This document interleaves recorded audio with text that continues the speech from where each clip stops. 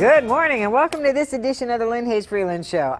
I hope you have either a calendar, I don't know, you know, some people still have like a calendar book that they open up and write things in. Other people open up their phone, but I got two dates or two events that I really want you to take note of after you watch this week's Lynne Hayes-Freeland Show. A little bit later in the program, we're going to talk about Urban League Sunday. That's coming up in just a few weeks, but we begin with New Horizon Theater and Detroit 67. All right. Get ready. Yeah. Have a lot of Motown music in it, too. No, really? Yeah, See, so it's nothing. not...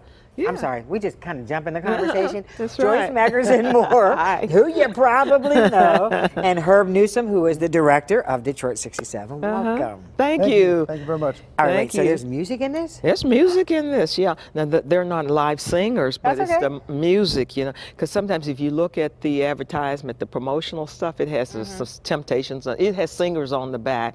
And so some people are asking me, is this a musical? It's not a musical. It's a drama, but it has music, Motown music in it. Okay. Throughout the play, Herb has strategically placed all of this Intertwined music. that. Yeah. And I always say Motown is the sixth character. There's 5 characters in play. I always say Motown is the sixth because the music is very intertwined within the play, specifically written in by the playwright. And then there's some additions that I added in there too.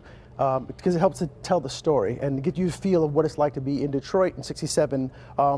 You know, what was going on, and Motown was hot back then. So that kind of plays into the narrative of the story. Now, I don't know the narrative of the story, and I'm going to have you tell us that in just a second. But just right off on the surface, when you talk about Detroit and you talk about '67, I would think it would be tough to tell any kind of story that didn't have a musical thread through Oh it. yeah, absolutely. And the playwright Dominique Morceau, she's from Detroit. Okay. And so she kind of grew up with this, and she said that in writing her plays that like she can't help but to have music in everything, and music influence it. And so yeah, you couldn't be around Detroit in '67 and not be hearing Motown, you know, playing on everybody's radio in everybody's home. And specifically, the play takes place in the basement because the two brother and sister Lank and Shell, they throw basement parties to make ends meet. And so they're talking about the Miracles and Temps and Martha and the Vandellas and all that. And so it's one of those things where it's the sixth character of the play because it's really constant through it. So you hear it in the scenes, they're dancing.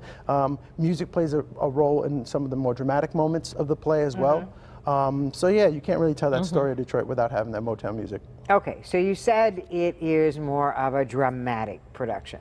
Talk to me about that. It's dramatic, but We are coming back to you, George. That's all right.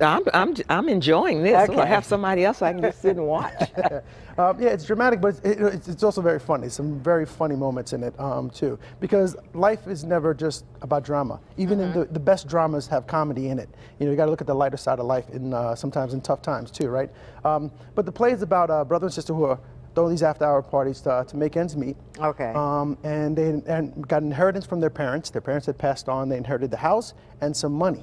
And then the struggle is the idea that the brother wants to go legit to buy a bar so that he can use that business to let the family legacy grow. The sister says, no, we're going to take that money to keep her son in the Tuskegee Institute so he can be the legacy that lets us grow. We're cool with what we got. We have the house. We got our jobs. This is cool.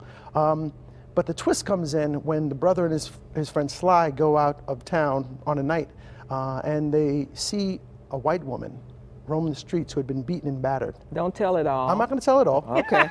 So She said that very well. you know, Yeah. right? Yeah. And so they basically bring her back home just so she can rest, to take care of her, and to do the right human thing. Right.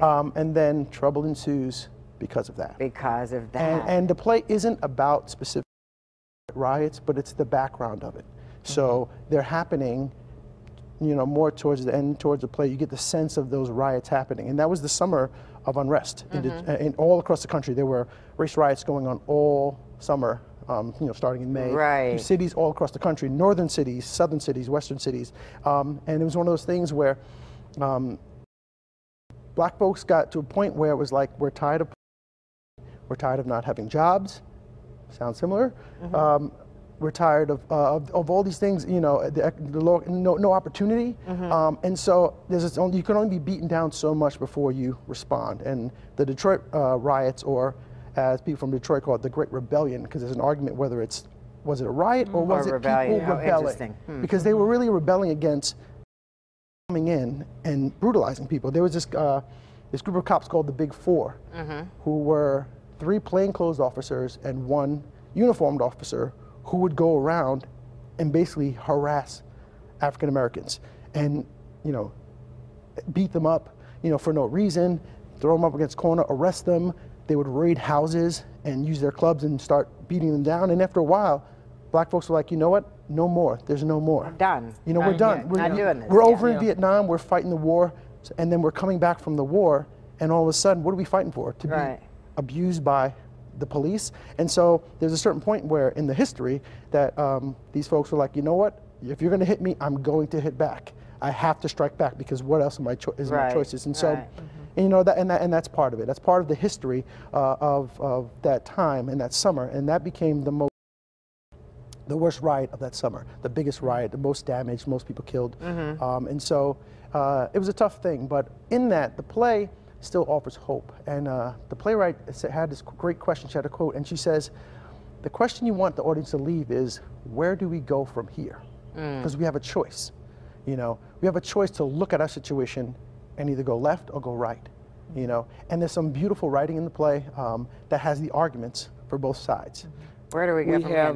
Hold that thought for a minute. We got to get a commercial break in. We'll do all this in just a minute when the Lynne Hayes-Freeland show continues. We'll also tell you how you can get tickets. The play already opened, so you're already a couple days late, so you need to get your ticket. We'll do all that next when the Lynne Hayes-Freeland show continues.